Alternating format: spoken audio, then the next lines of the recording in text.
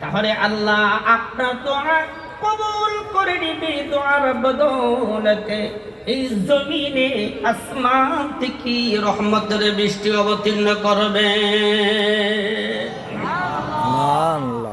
দোয়া করেন না হুজুর, বড় আশা নিয়ে দোয়া, বড় আশা নিয়ে আসছে, একটু দোয়া করবে। আল্লাহ বলে কি করলেন? ধমক দিয়ে পাঠিয়ে দিলেন, যাও নিয়ে যাও, আমার কাছে দোয়া চাবে না, যাও তুমি ইস্তেগফার করো, ইস্তেগফার করো যাও।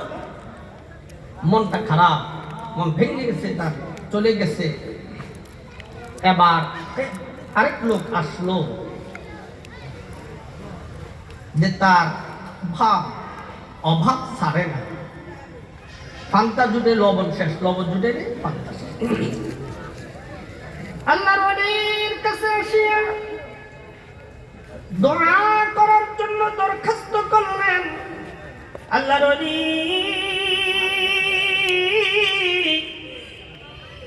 আমার বিশ্বাস আল্লাহর সাথে আপনার ভালো সম্পর্ক, আপনি যদি একটু দোয়া করেন, দোয়া কবুল করে নিবে। এই দোয়ার বদৌলতে আমার মালিক আমার অভাব অনটন দূর করে দিবে। আল্লাহু আকবার। দোয়া করার জন্য আসছে আল্লাহ ওলি, তাও ধমক দিয়ে পাঠিয়ে দিলে আগের লোকের মতো, যাও মেয়ে এখান থেকে, তুমি দোয়া আর পাও না, আমার কাছে আসছো, ইস্তেগফার করো যাও। এবার আরেকজন আসছে, তার সন্তানে হয় না, কোনো সন্তান নেই, বিয়ে করেছে, সন্তান যদি না হয় আত্মরা এইটা সেইটা কত যে বকাবকি করে, কার জানি বদ্ধ আছে, এরকম বলে না, বলে এটা যেটা বলা ঠিক না। তার কোনো সন্তান নাই, আল্লাহর ওলির কাছে আসছে। আল্লাহর ওলি, আপনি যদি একটু আল্লাহর কাছে দোয়া করেন, আমার বিশ্বাস আল্লাহ আপনার দোয়া কবুল করে নিবে। দোয়ার বদৌলতে আমাকে আল্লাহ তাআলা সন্তান দান করবে। আল্লাহ নবী এখানে ধমক দিয়ে পাঠিয়ে দিলেন, যাও মিয়া যাও, বাড়িতে যাও, ইস্তেগফার করো। হাসান বসরি আল্লাহর ওলির খাদেম, সেখানে বসা। আপনাদেরও প্রশ্ন দেখতে পারে, সাধারণত খাদেমেরও প্রশ্ন দেখছে যে এটা কেমন দোয়া, চিকিৎসা দিল বুঝলাম না। রোগী আসলো তিনজন, রোগ কি এক ধরনের না তিন ধরনের? চিকিৎসা কয়টা? চিকিৎসা কয়টা? এইটা খাদেমের প্রশ্ন করবে। আল্লাহর ওলি, কিছুই বুঝলাম না। আল্লাহর ওলি গো, তিন ধরনের রোগী আসলো, তিন ধরনের অভিযোগ করলো, আপনি চিকিৎসা দিলেন একটা, এটা কিছুই বুঝলাম না। এবার আল্লাহর ওলি খাদেমকে ডেকে বলে, খাদেম রে, তুমি কি কোরআন পড়ো না? জি পড়ি। কোরআন পড়ো না? জি পড়ি। তাহলে কি পড়ছো তুমি? 29তম পারাতে সূরা নূহের মধ্যে তো আল্লাহ তাআলা শিক্ষা দিয়েছেন, ফাকুনতুস্তাগফিরু রাব্বাকুম ইন্নাহু কানা গফফারা।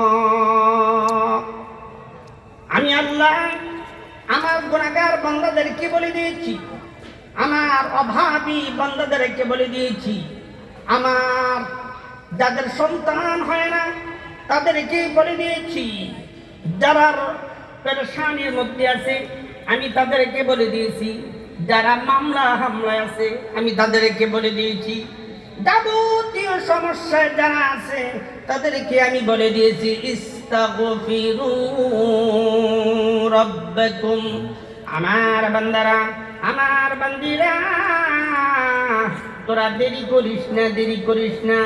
যখনই কোনো বিপদের সম্মুখীন হবি রে, দেরি করবি না, আমি আল্লাহর কাছে তওবা করবি, আমি আল্লাহর কাছে গুনাহ থেকে ক্ষমা চাইবি। আল্লাহু আকবার, আল্লাহু আকবার। ইন্নাহু কানা গফফারা।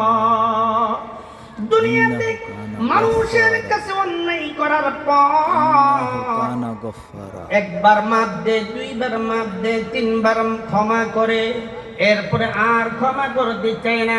বান্দারে আমি বান্দা, ও বান্দি, তুই গুনাহ করেছিস, একবার নয়, দুইবার নয়, তিনবার নয়, হাবিবার যদিও গুনাহ করে আমার কাছে চলে আসবে, আমি আল্লাহ তোকে নৈরাশ করে ফিরিয়ে দিব না। আমি আল্লাহ তোর জিন্দেগি গুনাহগুলি মাফ করে দিব। আল্লাহু আকবার। बाज़ आ हर आँच हंसती बाज़ आ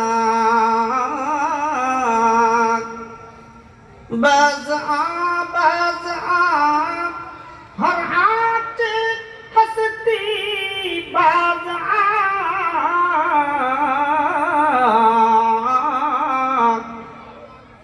गल कफर गबरू बुत फुरसती बाज आ दर कहे मादर कहे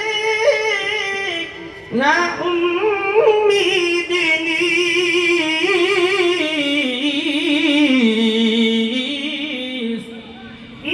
दर कहे मादर कहे ना उम्मीद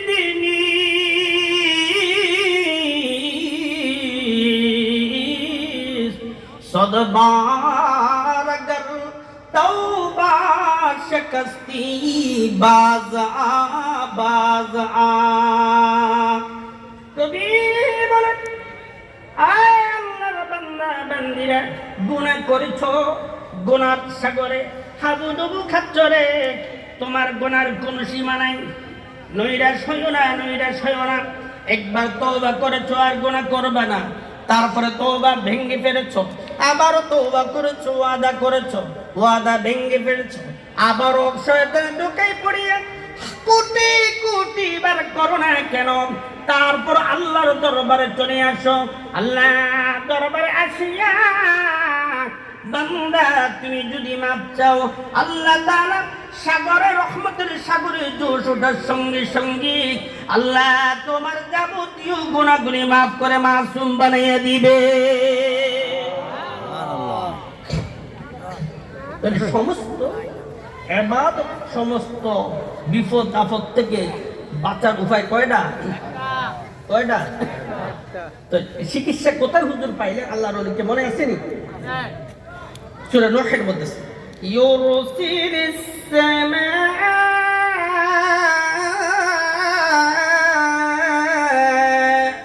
আলাইকুম মিদরারা। যে বান্দা তুই যখন ইস্তেগফার করবি, বৃষ্টি হয় না তো আমি আল্লাহ তাআলা রহমতের বৃষ্টি দেব এই পরিমাণ, যে পরিমাণ বৃষ্টি দিলে ঘর বাড়ি ডুবাবে না, বন্যায় ফসলাদি নষ্ট হবে না, কোনো সমস্যা হবে না, এমন বৃষ্টি দিব। জ্বর তো থাকবেই।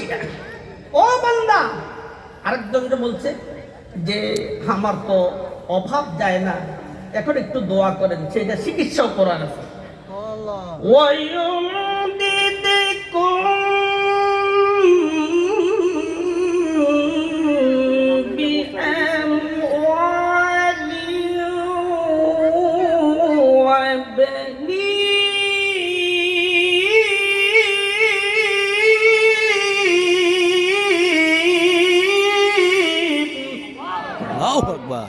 আল্লাহ পাক বলে দিচ্ছেন ইস্তেগফার করবি, যার অভাব থাকবে না, ঋণ থাকবে না, আমি ঋণ পরিশোধ করার ব্যবস্থা করে দিব রে। আর যার সন্তান হয় না, আমি আল্লাহ তাকে কি সুসন্তান দিব, কুসন্তান দিব না।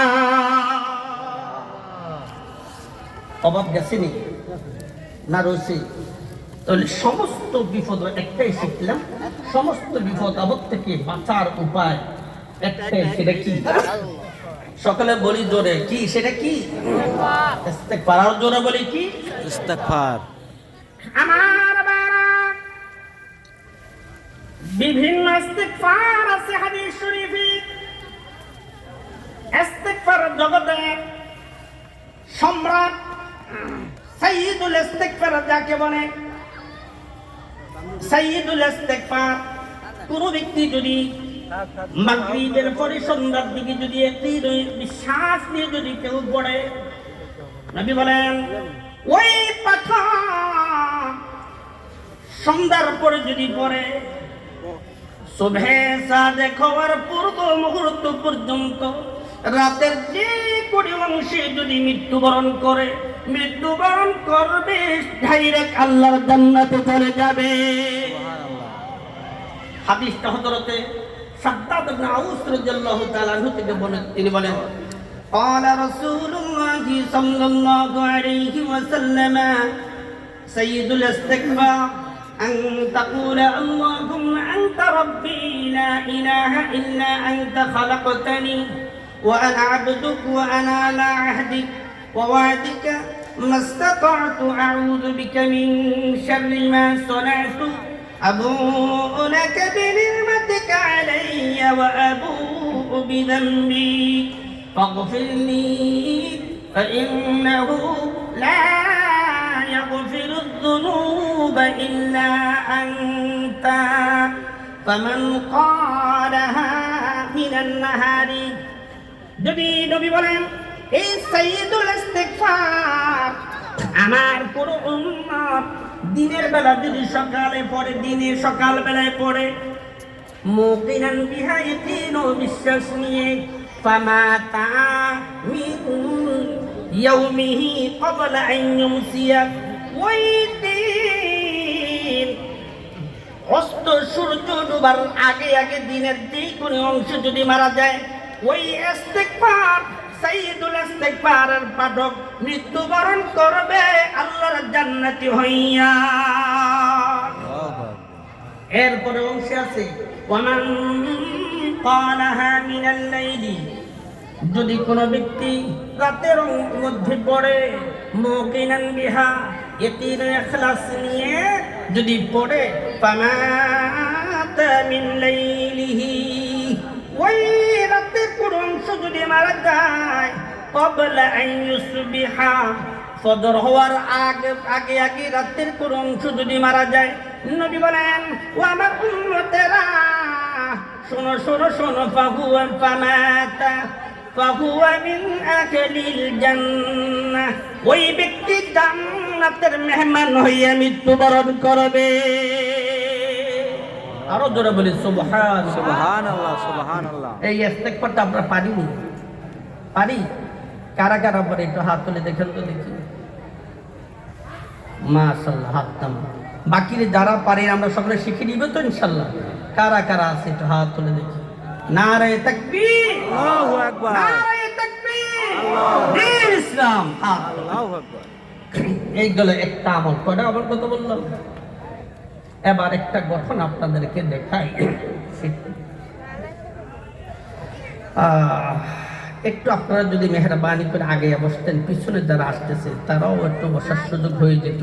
একটু জিকির করতে করতে একটু আগে। হ্যাঁ, লা ইলাহা ইল্লাল্লাহ, লা ইলাহা ইল্লাল্লাহ, লা ইলাহা ইল্লাল্লাহ। ভাই সামনে যান, একটু আগে।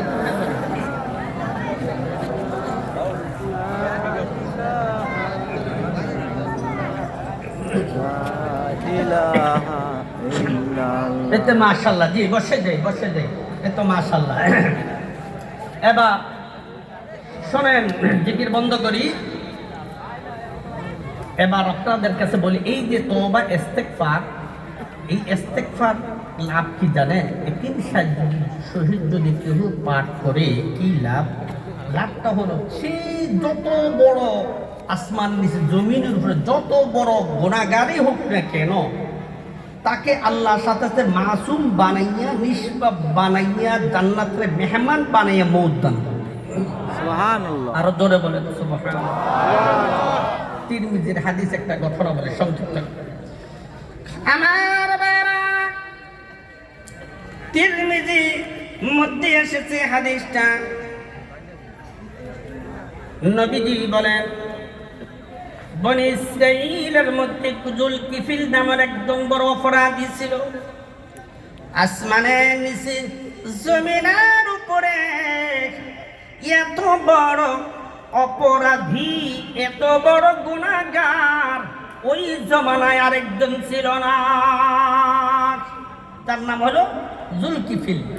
কিন্তু বড় একটা মজার ব্যাপার হইল, যারা বড় গুনাহগার তারা আবার অধিক পয়সার মালিক। ঠিক নেই? অধিক পয়সার মালিক, তবে সব না, কিছু তো ভালো আছে। হালাল পয়সার মালিক শিল্পপতি অনেক আছে। যুলকিফিল অনেক টাকার মালিক, ওই জমানার একজন শিল্পপতি। ওনার কাছে একজন মহিলা আসলো, যেই মহিলা একেবারে সতী দিনদারিনী পরহেজগারিনী, অভাব চলতেছিল। ওই মহিলা যুলকিফিলের কাছে আসিয়া বললেন, ও আল্লাহর বান্দা, আমি আপনার কাছে এসেছি, যদি পারেন গো একটু আমাকে সাহায্য করেন, আর্থিক সাহায্য করেন। সে আবার চরিত্রহীন ছিল। মহিলা চরিত্রহীন নয়, চরিত্রবান, কিন্তু যুলকিফিল ছিল চরিত্রহীন। কারণ ওই জমানার সবচেয়ে বড় অপরাধী। যুলকিফিল বলল, মহিলা তুমি আসছো না, আমি তোমাকে দান করব না, তোমাকে কিছুই দিতে পারবো না। তুমি বড় সুন্দরী দেখা যায়, তুমি যদি একটু সুযোগ দাও তোমার দেহটা ভোগ করার জন্য, জোরে কর নাউযুবিল্লাহ, তোমার দেহ ভোগ করার জন্য যদি সুযোগ দাও, তাহলে আমি 1 টাকা নয়, 2 টাকা নয়, আমি 60টি দিনার দিব। দিনার কি? দিনার হলো বড় বড়, এটা স্বর্ণের। 60 দিনার দিব। বর্তমান জমানার দাম। মহিলা রাজি হয়ে গেছে, অভাবে স্বভাবগ্রস্ত বলছিলাম না, রাজি হয়ে গেল।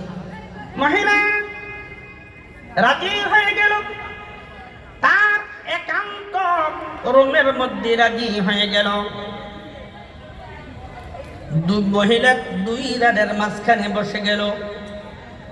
2 রানের মনোযোগ দিয়ে শোনেন। আব্দুল্লাহ ইবনে ওমর থেকে বর্ণিত হাদিসটা, তিনি বলেন, আমি এই হাদিসটা নবীজির জবান থেকে 1 বার নয়, 2 বার নয়, আমি 7 বার কমপক্ষে শুনেছি। মহিলা রাজি হয়ে গেল। তো মহিলা 2 রানের মাঝখানে যুলফিকির বসে গেল তার মনের আশা পূরণ করার জন্য। এমনি বকুরতে ওই নারী 2 চোখে পানি পড়তেছে, কান্না করতেছে। যুলকিফিল জিজ্ঞাসা করে, মহিলা আমি কি তোমাকে জোর করেছি? কই না। তাহলে তুমি কেন কান্দো? কি কারণে কান্দো? কে তোমাকে কাঁদাইছে? বলো না, বলো বলো, কে তোমাকে কাঁদাইছে? মহিলা দেখে বলে, যুলকিফিল, আমি এমন একজন সতী নারী ছিলাম, জীবনে কোনদিন আমার সতীত্ব নষ্ট করি নাই। আজকে বড় বিপদে পড়ে সতীত্ব নষ্ট করে দিছি। তবে আমি মালিককে ভয় পাইতেছি। আমার মালিক তো দেখে, দুনিয়ার কেউ যদি না দেখে, মালিক দেখতেছে। ময়দানে হাসরে মালিক যদি প্রশ্ন করে, আমি আমার মালিকের কাছে কি জবাব দেব? এই জন্য আমি কাঁদি। এই কথা শোনার পরে যুলকিফিলের কলিজায় ধাক্কা লাগছে, ইমানে আগুন জ্বলে উঠছে। যুলকিফিল 2 রানের মাঝখান থেকে চলে গেল। আকরাহতুকে হালিয়ুবতিকে, তোমরা কে কাঁদাইল? উত্তর শুনিয়া, মহিলার জবান থেকে উত্তর শুনিয়া সে 2 রানের মাঝখান থেকে চলে গেল। এরপর বলো, ইযহাবি, তুমি চলে যাও। ফাহিয়ালাকে এই 60 দিনার তোমার দৌনত দেহ ভোগ করার জন্য দিয়েছিলাম। এখন এই 60 দিনার তোমার কাছ থেকে ফিরাইয়া নিব না, আমি তোমাকে দিয়ে দিলাম, তুমি চলে যাও। চলে যাচ্ছে। এমনি মুহূর্তে ডাক দিয়ে বলতেছে, নারী দাঁড়াও, দাঁড়াও রে, দাঁড়াও, দাঁড়াও। নারীকে সামনে রেখে বলে, ওয়াল্লাহি আল্লাহর কসম করে বলি, লা আউসিল্লাহা বাদাহা আবাদা। আমি আজ থেকে তওবা করলাম, জীবনে কোনোদিন আর কোনো গুনাহ করব না। তওবা তো করে ফেলেছে, তওবা তো করেই ফেলেছে, তওবা তো করে ফেলেছে।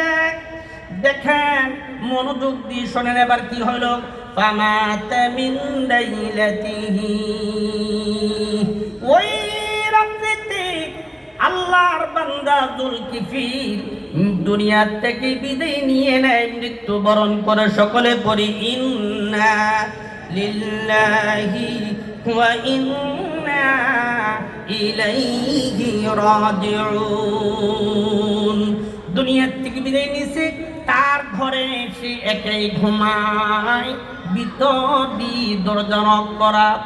এবার মানুষ আসতেছে তার বাড়িতে, যেহেতু এলাকার নেতা, প্রভাবশালী, শিল্পপতি, আসিয়া দেখে দরজা খোলে না।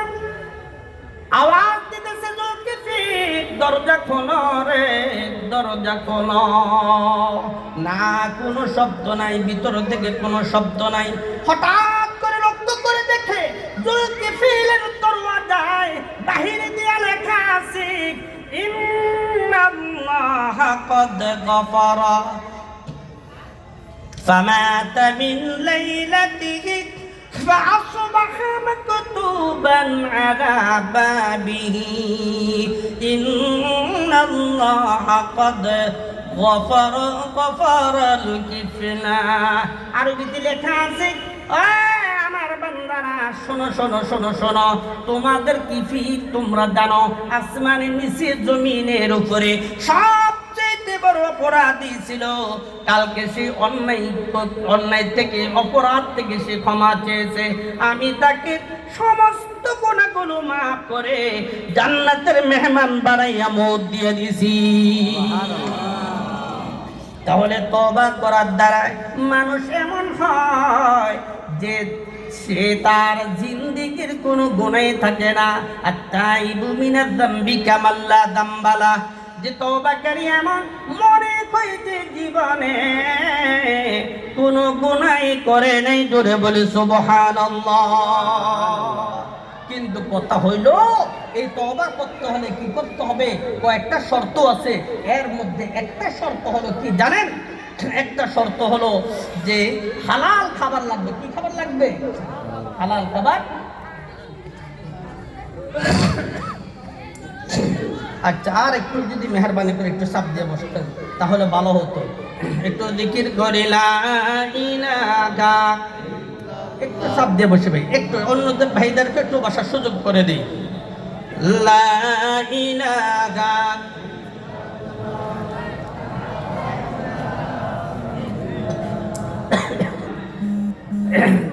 এক নম্বর শর্ত হলো হালাল খাবার খাওয়া লাগবে। কি খাবার?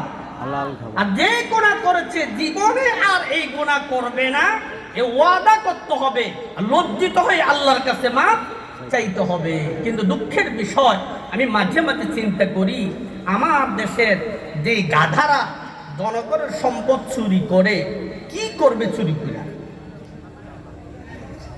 হাদিস শরীফের মধ্যে আসছে, মানুষ তারা বিআশারাতি দারাহিমা, 10 দিরহাম 10 টাকা দিয়ে একজন একটা কাপড় খরিদ করলো। তার মধ্যে বস 1 দিরহাম হলো হারাম। নবী বলছেন 10 টাকা। হারাম কয় টাকা? 1 টাকা। হালাল কয় টাকা? 9 টাকা। হালালের সংখ্যা কম না বেশি? যারা বলেন কম না বেশি? হারামের সংখ্যা অনেক কম, তুলনামূলক অনেক কম না? এই কাপড় পরিধান করে নবী বলছেন যদি নামাজ আদায় করে নামাজ কবুল হবে না। নাউজুবিল্লাহ কর। নাউজুবিল্লাহ। তাহলে এই হারাম খাবার যারা খাবে তাদের ইবাদত কবুল হবে না। তো যারা চুরি করে দুর্নীতি করে, সমাজে দেশে যেখানেই করো, এরা চুরি করে কি করতেছে? হয় কাপড় কিনতেছে, নতুবা খাইতেছে, নতুবা ঘরবাড়ি বানাইছে, জায়গা কিনছে, আর এই সম্পদ খাবে কারা? সন্তানেরা খাবে। তাহলে এদের নামাজ কবুল হবে? জিকির আজকার তওবা। তাহলে এরা কি সিঙ্গেল গাধা না ডবল গাধা? ধরবেন সিঙ্গেল গাধা না ডবল গাধা? ডবল গাধা। তুই নিজের জিন্দিগি শেষ করলি, তোর পরিবার ফ্যামিলি সকলকে শেষ করে দিলি। এই শেষ করার একটাই কারণ, সেটা হলো ওলামায়ে কেরামের সহবতে না আসার কারণে। এবার এই যে গুনাহ মাফ করবে বিশ্বাস হয়? আল্লাহ পাক বলেন নাব্বি ইবাদি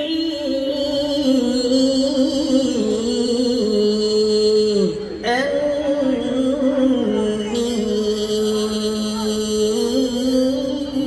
আনাল গফুরুর রহিম।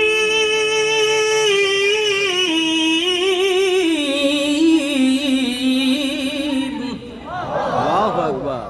আমার হাবিব, হাবিব, হ্যাঁ নবী, আপনি আমার গুনাহগার বান্দাদেরকে বলে দিন, তারা গুনাহ করছে। নাব্বি ইবাদি, আমার বান্দাদেরকে বলে দিন, আনাল গফুর, আন্নী আনাল গফুরুর রহিম, আমি আল্লাহ ক্ষমাশীল, অত্যন্ত ক্ষমাশীল। বান্দা গুনাহ করেছে, নৈরাত যেন না হয়, তাড়াতাড়ি যেন আমার দরবারে আসে, আমি আল্লাহ তার জিন্দেগীর গুনাহ মাফ করে দেব। এবার আপনাদের কাছে যে একটা ঘটনা বলি, গুনাহ করে তওবাকারীদের মর্যাদা কত, জানাজা দাফনের মধ্যে ফেরেশতা নাজিল হয়, তার একটা ঘটনা বলি, শুনবেন। হিজরত করা, হিজরতের পরে সাহাবী দুই ধরনের, একটা হলো মুহাজির সাহাবী আর একটা হলো হিজরতের সাহাবী, আনসার সাহাবী। মদিনার অধিবাসী যারা যে সাহাবী, তারা হলো আনসারী, আর মক্কা থেকে হিজরত করে যে সাহাবীরা গিয়েছে তারা হলো মুহাজির। আনসার আর কি মুহাজির। এর মধ্যে সাঈদ ইবনে আব্দুর রহমান, নবীর একজন সাহাবী, তিনি হিজরত করে গিয়েছেন মদিনা। মদিনা যাওয়ার পরে মদিনার অধিবাসী স্থানীয় বাসিন্দা এক সাহাবী সালাবাতুল আনসারী, তার সাথে বন্ধুত্ব হয়। তো সামনে তাবুকের যুদ্ধ, তো তাবুকের যুদ্ধে কারা কারা যাবে নবীজি ঘোষণা করলেন নাম ধরে। এর মধ্যে মুহাজির সাহাবী সাঈদ ইবনে আব্দুর রহমানের নাম ঘোষণা আসলো। এখন সকলে তো যুদ্ধের ময়দানে গেলে হবে না, কিছু লোক তো থাকতে হবে, বাড়িঘর মদিনা পাহারা দিতে হবে না। দেখি সাঈদ ইবনে আব্দুর রহমানের পরিবার পরিজনের দেখাশোনার দায়িত্ব দিয়ে গেল তার দোস্ত, কাকে? সালাবাতুল আনসারী। চলে গেছে, শয়তান তো লাগেই আছে। শয়তানের মধ্যে ধোঁকা দিল কি, যে একটা মনের বাসনা চলে আসে। আমার সাহাবীরা যুদ্ধের ময়দানে চলে গেল, সকলে যুদ্ধের ময়দানে চলে গেল। কিছু কিছু সাহাবী পরিবারের জিম্মাদারি নবীজি অন্য অন্য সাহাবীদেরকে দিয়ে দায়িত্ব দিয়ে গেছেন। সাঈদ ইবনে আব্দুর রহমান রাদিয়াল্লাহু তাআলা আনহু ফ্যামিলির খোঁজ খবর রাখার জন্য দায়িত্ব দিলেন হযরতে সালাবাতুল আনসারী রাদিয়াল্লাহু তাআলা আনহুকে। শয়তানের ধোঁকায় পড়ে গেল, সুযোগ পাইয়া, ঘর তো নাই, বন্ধু সাঈদ ইবনে আব্দুর রহমানের বিজি ধরছে হাতে হাতে, বুঝছেন তো? এবার এমনি করতে সাঈদ ইবনে আব্দুর রহমানের বিবি সালাবাকে দেখে বলে, সালাবা, ও সালাবা রে, তুমি কি তোমার দিনী ভাই, তোমার দোস্তের বিবির আমানত নষ্ট করবে নাকি? তুমি কি তোমার বন্ধুর আমানত নষ্ট করবে? এই কথা বলতে দেরি, সঙ্গে সঙ্গে তার হুঁশ ফিরে আসতে দেরি হয় না। জোরে বলি সুবহানাল্লাহ। এমনি মুহূর্তে সেখান থেকে কান্না করতে করতে চলে গেছে, হায় রে, আমি তো অন্যায় করেছি, অপরাধ করেছি, আল্লাহ আমাকে মাফ দিবেনি। কান্না করতে করতে নিজের বাড়ি তো যায়নি, মদিনা থেকে বহু দূর চলে গেছে। কত দূর একটু পরে মনোযোগ দিয়ে যদি শোনেন তাহলে বুঝতে পারবেন অনেক দূর চলে গেছে। যুদ্ধ শেষ, সকলে আসতেছে।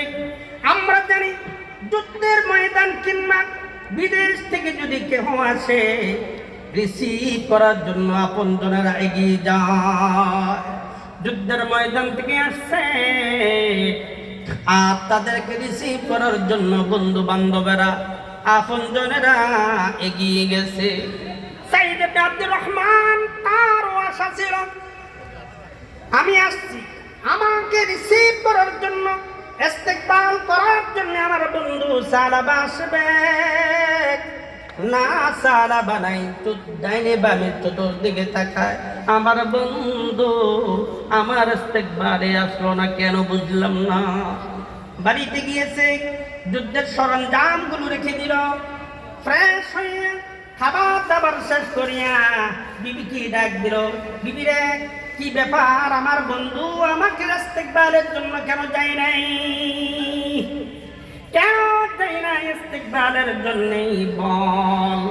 এমনি মুহূর্তে বিবি ঘটনা খুলে বলল, স্বামী আপনি চলে যাওয়ার পর ঘর খালি পাইয়া আপনার বন্ধু সালাবা অন্য মতলব নিয়ে আমার হাতে ধরছে।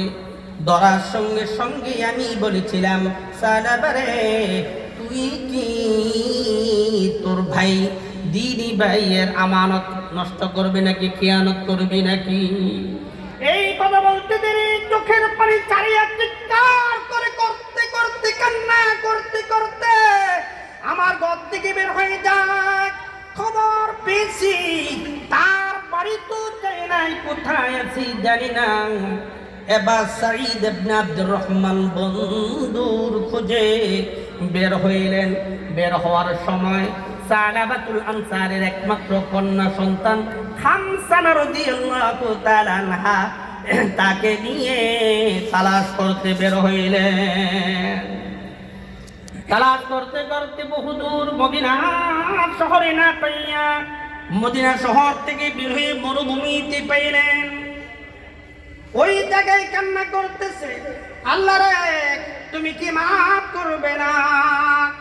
সালাবাতুল আনসারের কাছে গিয়ে বন্ধু সাঈদ ইবনে আব্দুর রহমান বললেন, ও সালাবা তুমি আর কান্নাকাটি করিও না, চলো না তোমাকে নিয়ে নবী সাহাবীদের দরবারে চলে যাও।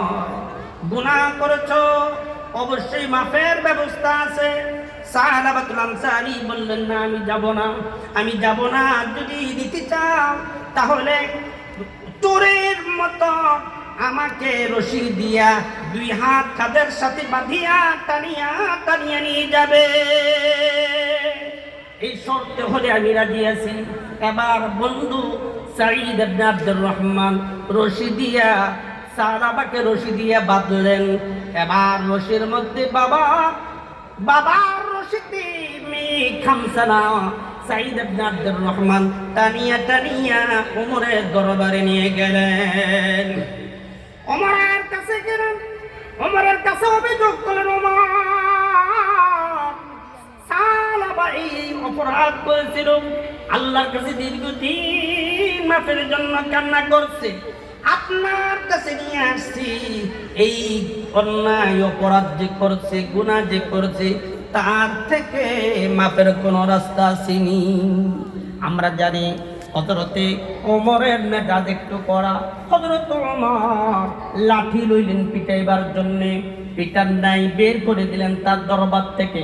এবার নৈরাশ হইয়া সালাবাকে নিয়ে গেলেন হযরতে আলীর দরবারে। আলীও বের করে দিলেন, নৈরাশ করিয়া বের করে দিলেন। এবার হযরতে আবু বকরের দরবারে নিয়ে গেলেন। আবু বকর তিনিও তার দরবার থেকে বের করে দিলেন। এবার সাহাবাকে নবীর দরবারে নিয়ে গেলেন। নবীর দরবারে নিতে দেরি নবীজি তার দিক থেকে চেহারা অন্য দিকে ফিরিয়ে ফেলছে আর বলল, ও সাহাবা যেই অন্যায় করেছো, অপরাধ করেছো, এই অন্যায়ের অপরাধের মাপ নেই, ক্ষমা নাই। জোরে জোরে বলে নাউজুবিল্লাহ। মাপ নাই, ক্ষমা নাই, বের হয়ে যাও এখান থেকে। নবীও যদি ফিরাইয়ে দেয় তাহলে তার অবস্থা কি দাঁড়ায়? কথা বুঝতেছেন? আসলে বুঝেন?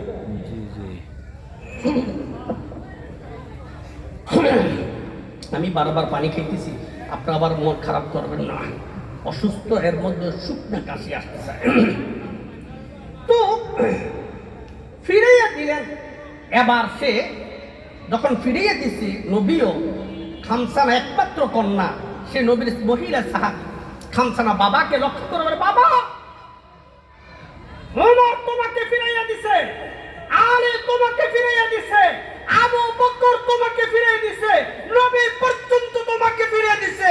ও বাবা, আমি তোমার একমাত্র কন্যা সন্তান খামসানা ঘোষণা করছি, যে পর্যন্ত নবীর সাহাবীরা তোমার উপর সন্তুষ্ট না হবে, ওই পর্যন্ত আমি যে তোমার মেয়ে, তুমি যে আমার বাবা, এই পরিচয় দিব না।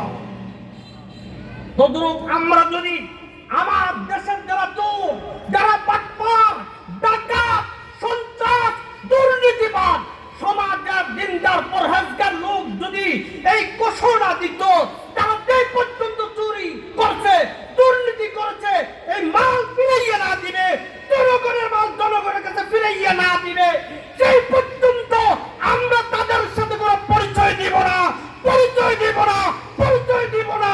তাহলে দেখতেন সমাজে ভবিষ্যতে যারা আসবে, তারাও কুৎসিতকালেও দুর্নীতি করার সুযোগ পাবে না, পাবে না, পাবে না। ভাইরা আমার, খামসানা ফিরিয়ে দিলেন, বাবা যাও, আমি তোমাকে বাবা বলে পরিচয় দিব না। মেয়ে যদি এই কথা বলে, তাহলে বুঝেন বাবার কলিজাটা অবস্থা কি দাঁড়ায়, চূর্ণ বিচ্ছন্ন হয়ে গেছে। বন্ধ ফিরিয়ে দিলেন। আমার বাবা এবার হযরত সালামা রাদিয়াল্লাহু তাআলা আনহু মদিনার শহর থেকে এত দূরে গিয়ে মরুভূমিতে কান্না করতেছে, আল্লাহকে চিল্লাইয়া আল্লাহর কাছে কান্না করে, আল্লাহ গো, তুমি আমাকে মাফ করে দাও, তুমি আমাকে ক্ষমা করে দাও, তুমি যদি মাফ না করো আমার উপায় নাই, আমি এত জাহান্নামের আগুন সহ্য করতে পারবো না। দুনিয়ার আগুনের চেয়ে 69 গুণ বেশি তেজওয়ালা, তাহলে আল্লাহ এই আগুন কেমন করে সহ্য করব, পারবো না, পারবো না। জাহান্নামের আযাবের কথা বলা হযরত সালামা কান্না করতেছে। এমনি মুহূর্তে কয়েকদিন কান্না করার পরে সালামার দোয়া আল্লাহ কবুল করে নেন। জোরে বলি সুবহানাল্লাহ, আরো জোরে বলি সুবহানাল্লাহ। আল্লাহ তাআলা সুসংবাদ দিয়া একজন ফেরেশতা নবীর কাছে পাঠাইছে। এই ফেরেশতা, যাও আমার হাবিবের কাছে যাও, আমার পক্ষ থেকে সালাম বলো, আর নবীকে প্রশ্ন করবে, নবী গো, কুল কায়নাত কি সৃষ্টি করেছে এই মালিককে জিজ্ঞাসা করবা। এরপরে সুসংবাদ দিবা সালাবার কান্না করার বদৌলতে, তওবা করার বদৌলতে আমি আল্লাহ সালাবাকে মাফ করে দিয়েছি। ফেরেশতা আল্লাহ হুকুমে নবীর কাছে আসলেন, আসে বলেন, ইয়া রাসূলুল্লাহ, ইয়া হাবিবাল্লাহ, আল্লাহ আপনাকে সালাম বলছে। সালামের উত্তর নিলেন। এবার নবীকে বলেন, নবী গো, আল্লাহ প্রশ্ন করতে আমাকে বলেছে, আমি যেন আপনাকে প্রশ্ন করি।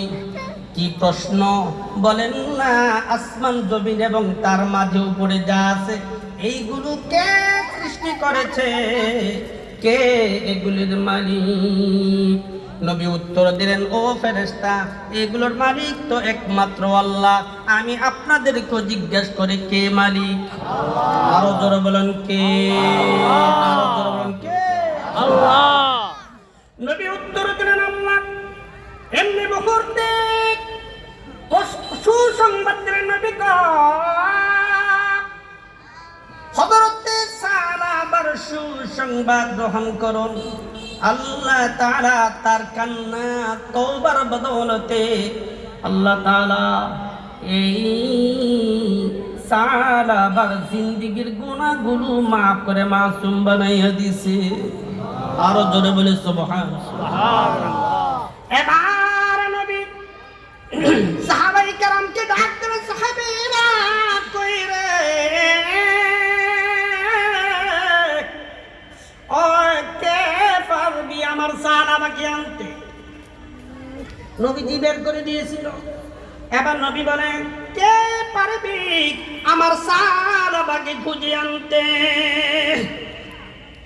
আবু বকর দাঁড়িয়ে গেলেন, হযরত ওমর রাদিয়াল্লাহু তাআলা আনহু তিনি দাঁড়িয়ে গেলেন, হযরত আলী দাঁড়িয়ে গেলেন, হযরত সালমান ফারসি রাদিয়াল্লাহু আনহু দাঁড়িয়ে গেলেন।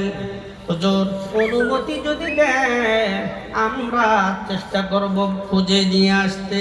আবু বকর হযরতে ওমর দুইজন একসাথে বের হইল, মদিনার প্রত্যেকটি গলিতে গলিতে তালাশ করলেন।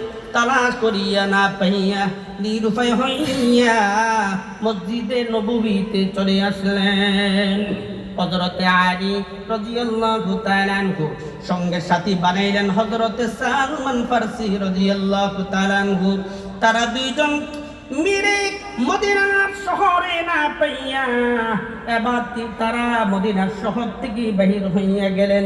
যেতে যেতে যেতে যেতে গো এত দূরে চলে গেলেন, এত দূরে চলে গেলেন, এত দূরে চলে গেলেন।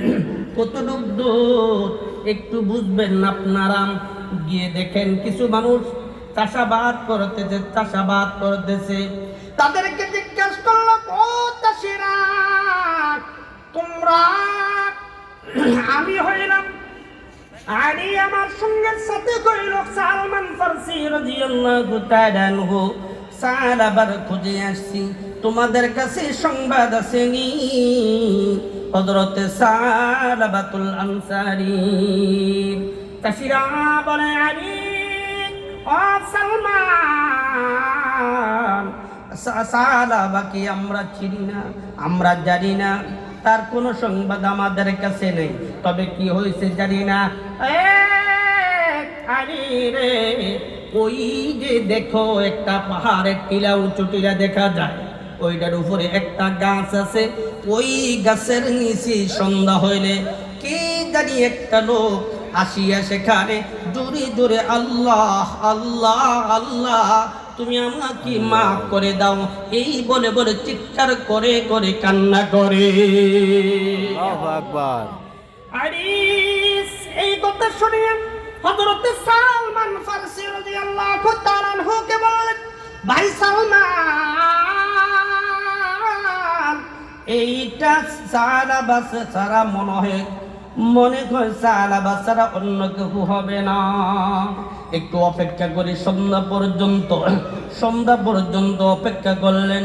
ঠিক ওই চাষিদের কথা মোতাবেক সালাবা সন্ধ্যা হয়ে যাওয়ার পরে ওই উঁচু পাহাড়ের টিলাতে যে গাছ আছে, গাছের নিচে আসিয়া চিৎকার করে করে কান্না করে, আল্লাহ রে, তুমি যদি মাফ না করো আমাকে কে মাফ করবে? তুমি যদি মাফ করো আমাকে, আমি তোমার কুদরতি ভাই সেজদা পরে শুকরিয়া আদায় করব। আর যদি মাফ না করো আমার জাহান্নাম ছাড়া উপায় নাই। তবে তুমি তো বলছো, কুল ইয়া ইবাদিয়াল্লাযীনা আসরাফু আলা আনফুসিহিম লা তাকনাতু মির রাহমাতিল্লাহ। হাবিব বলে দেন আমারও আপনার, বলে দেন আমার বান্দারা যদি গুনাহ করে নৈরাশ যেন না হয়, আমার রহমত থেকে যেন নৈরাশ না হয়। আমি ওই আয়াতের উপর বিশ্বাস করিয়া ও মালিক তোমার কাছে মাপ চাই, আমাকে মাফ করে দিবা, আমাকে মাফ করে দাও, মাফ করে দাও, এইভাবে কান্না করতেছে। এমনি মুকুর দাড়ি সালমানকে দেখে ঠিক এইটা সালাবা, জোরে বলি আল্লাহু আকবার। আল্লাহু আকবার। এবার আমি সুসংবাদ দিতেছি সালাবারে, আর কান্না করতে হবে না, আর কান্না করতে হবে না। সুসংবাদ পাঠিয়ে দিছি আল্লাহ, ফেরেশতার মাধ্যমে নবীজির কাছে তোকে আল্লাহ মাফ করে দিয়েছে, তুই চল নবীর কাছে চল। সারাবারি কেবল বললেন, ও আলী, নবী কেমন আছে রে, আমার নবী কেমন আছে বল। বললেন নবী ভালো আছে। এবার রওনা করছে। এবার চিন্তা করুন কতটুকু দূরে চলে গিয়েছে। সন্ধ্যার দিকে রওনা করছে মসজিদে নববীর উদ্দেশ্যে। আস্তে আস্তে আসিয়া দেখে মসজিদে নববী ফজরের জামাত চলতেছে, ফজরের জামাত চলতেছে, ফজরের জামাত চলতেছে, ফজরের জামাত চলতেছে। সেই ফজরের জামাতে শেষ কাতারে আসিয়া হযরতে আলী, হযরতে সালমান সাহাবা শরীক হয়েছে। সুবহানাল্লাহ। ইমাম কে? নবী। ইমাম কে? মসজিদ কোনটা? মদিনার মসজিদ কোনটা? মদিনা। দ্বিতীয় রাকাতে নবীজি প্রথম রাকাত আদায় করলেন। এখানে বুঝেন, সন্ধ্যার থেকে হাঁটা শুরু করছে, আস্তে আস্তে ফজর ওয়াক্ত আসছে। তাও নবীর সাথে জামাতের আগে সাক্ষাৎ হয়নি, জামাতে শুরু হইল, জামাতের আগে সাক্ষাৎ দেখা করতে পারেনি, আইসা থেকে জামাত শুরু। তাহলে কতটুকু দূরে গিয়ে কেন লাগছে? এবার দ্বিতীয় রাকাতে নবীজি ওই দিন ওই ফজরের দ্বিতীয় রাকাতে সূরা তাকাসুর পড়তেছিলেন। কোনটা? আল্লাহকুমুত তাকাসুর। আমার বাবা, ওই দ্বিতীয় রাকাতে নবীজি পড়লেন আল্লাহকুমুত তাকাসুর। তাকাসুর মানে দুনিয়া সম্পদের প্রতিযোগিতা, প্রাচুর্য, কার চাইতে কার বেশি হবে, এটা আসেনি আমাদের মধ্যে? আরো জোরে বলেন, আছে না নাই? আছে। এইটা, এই আয়াতের অর্থ এইটাই, দুনিয়ার লোভ, কার প্রতিযোগিতা, এটা তোমাদের কি আল্লাহর নাফরমান হুকুম থেকে তোমাদেরকে গাফেল করে রেখেছে। এই লোক হাত্তা জুরতুমুল মাকাবির, মৃত্যু না হওয়া পর্যন্ত এই লোভ যাবে না। জোরে বলুন ঠিক না বেঠে? নবীজি নামাজের দ্বিতীয় রাকাতে সূরা তাকাসুর পড়তেছিলেন আল্লাহকুমুত তাকাসুর। এটা যে মাত্র পড়লেন, একটা আহ করে একটা চিৎকার মারলেন। কে কে? হযরতে সালাবা রাদিয়াল্লাহু আনহু। এরপরে নবীজি যখন তেলাওয়াত করলেন পরের আয়াত, হাত্তা যুরতুমুল মাকাবির, এটা মত না হওয়া পর্যন্ত এটা যাবে না। এটা তেলাওয়াত করার সঙ্গে সঙ্গে হযরতে সাহাবা আগের চাইতে আরো একটু আওয়াজ বেশি দিয়া, বিকট আওয়াজ দিয়ে একটা আহ করে চিৎকার দিয়া দাঁড়ানো থেকে থাপাস করে মাটিতে পড়ে যায়। নবীজি রুকু সিজদা দিলেন, সালাম ফিরাইলেন। নবীজি বললেন সাহাবীরা, আরে কি হলো, কিসের আওয়াজ পাইলাম? সাহাবীরা বলল, ইয়া রাসূলুল্লাহ, সাহাবা আসছে, নামাজের মধ্যে চিৎকার দিয়ে পড়ে গেছে। আমরা অনেক সময় জানি মানুষ অজ্ঞান হয়ে যায়, অজ্ঞান হইলে পরে চোখে মুখে পানি দিলে ফিরে আসে না নাই? নবীজি বললেন, ও সালমান রে, আনিয়া সালাবার চোখে মুখে ছিটাইয়া দাও। পানি আনলেন, ছিটাইয়া দিলেন। না না, কোন নড়াচড়া করে না। এবার লক্ষ্য করে দেখে সালাবা দুনিয়ার থেকে বিদায় নিয়ে জান্নাতে চলে গেছে। চিৎকার দিয়ে বলুন সুবহানাল্লাহ। আরো জোরে বলেন সুবহানাল্লাহ। সালমান নবীকে ডেকে বলেছে, আপনার সালাবা দুনিয়াতে নাই গোনা। এই কথা বলার পর নবীজি দু চোখের পানি ধরে রাখতে পারলেন না। নবীজি দু চোখ মুবারক দিয়ে পানি মুবারক বেবে গাল ভিজে ভিজে, দাড়ি ভিজে ভিজে বুকে পড়তেছে। নবীর কান্না দেখিয়া উপস্থিত নবী সাহাবীরা তারাও কান্না করতেছে। সাহাবার জন্য নবীজি কান্না করতেছে। নবীর সামনে কত আরো সাহাবী দুনিয়ার থেকে বিদায় নিয়ে গেল, নবী তো এইভাবে কান্না করেনি। আজকে নবীজি হযরতে সালাবার জন্য কান্না করতেছে। এবার নবীজি বললেন, ও আমার সালমান, ও আমার সাহাবীরা, তাকে গোসল করাও, কাফন করো, জানাজা রেডি করো। গোসল করাইলো, জানাজা রেডি করলো। আমার বাবারা, আল্লাহ পরে সমস্ত মাখলুকাতের উপরে যার সম্মান, তিনি হইলেন আমার নবী। সেই নবী সাহাবার জানাজার ইমামতি করেন। জোরে জোরে বলুন সুবহানাল্লাহ। সুবহানাল্লাহ। নবীজি ইমামতি করলেন। ইমামতি করার পর জান্নাতুল বাকি একেবারে কাছে, হযরতে সাহাবাকে নিয়ে যাচ্ছে জান্নাতুল বাকির দিকে। বাইরে, ও ভাই, এই জানাজার যদি লাশটা যদি আমি হইতাম, আপনি হইতেন। নবীজি জানাজার ইমামতি করছিলেন। ভাই, এই লাশটা যদি আমি আর আপনি হইতাম, তাহলে কপাল খুলে গেছিল। জোরে কোন ঠিক না বেঠি?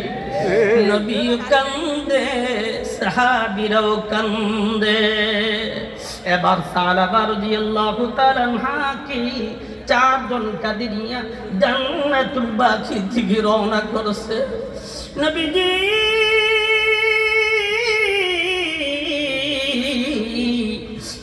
দাফনের কাজে শরীক হওয়ার ইচ্ছা করে তিনি হাঁটতেছে, কিন্তু নবীজি আজকে হাঁটার সিস্টেম দেখেন। নবীজি হাঁটে আজকে কেমনি, দুই পায়ে বৃদ্ধাঙ্গুল উপরে ভর করে, দুই পায়ের বৃদ্ধাঙ্গুল উপরে ভর করে করে করে করে হাঁটতেছে। পুরা পায়ের পাটা জমিনে লাগায় না, লাগায় না, লাগায় না।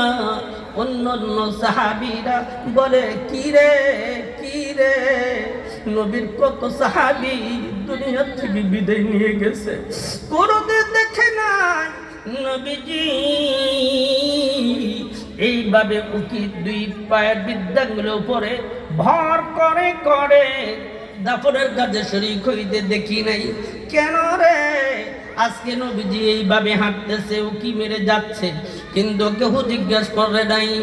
দাফনের পরে নবীজি যখন মসজিদে নববীর মধ্যে আসলেন, আসার পরে দিয়া এবার জিজ্ঞাসা, সাহাবায়ে কেরাম বসলেন। কোন সাহাবী ভয় জিজ্ঞেস করে না। আরে হযরত ওমরের দিকে তাকিয়ে আছে, ওমর আবু বকরের দিকে তাকিয়ে আছে, কেউ বলে না। পরিশেষে হযরত ওমর একেবারে নরম সুরে আদবের সঙ্গে নবীজি কি বললেন, নবীজি কত সাহাবী দেখলাম, আপনার সাহাবী মৃত্যুবরণ করেছে, জানাজার মধ্যে শরীক হয়েছেন। নবীজি কোনদিন দুই পায়ে বৃদ্ধাঙ্গুল উপরে ভর করে আপনি দাফনের কাজে যাননি, শরীক হননি। কেন গো আজকে দুই পায়ে বৃদ্ধাঙ্গুল উপরে ভর করে আপনি গেলেন? কারণটা জানতে চাই। এই কথা বলতে দেরি নবীজি আরো একটু আওয়াজ দিয়ে, হালকা আওয়াজ দিয়ে চোখের পানি ছেড়ে ছেড়ে কান্না করতেছে। এবার নবীজি মুসলেন, সাহাবীদেরকে লক্ষ্য করে বলেন, আমার সাহাবীরা দেখো দেখো তোমাদের দ্বীনি ভাই হযরতে সালাবা কি পরিমাণ তওবা করেছে, মাপ চাইছে। আল্লাহ তো পরিমাণ খুশি হয়েছে, যার সুসংবাদ ফেরেশতার মাধ্যমে আমার কাছে পাঠাইয়া দিলেন। এখানে খান্তন তার কি মর্যাদা দেখো, তার কি সম্মান দেখো। তার জানাজার মধ্যে আমি দেখেছি আসমান থেকে অসংখ্য ফেরেশতা তার জানাজায় শরীক হয়েছে।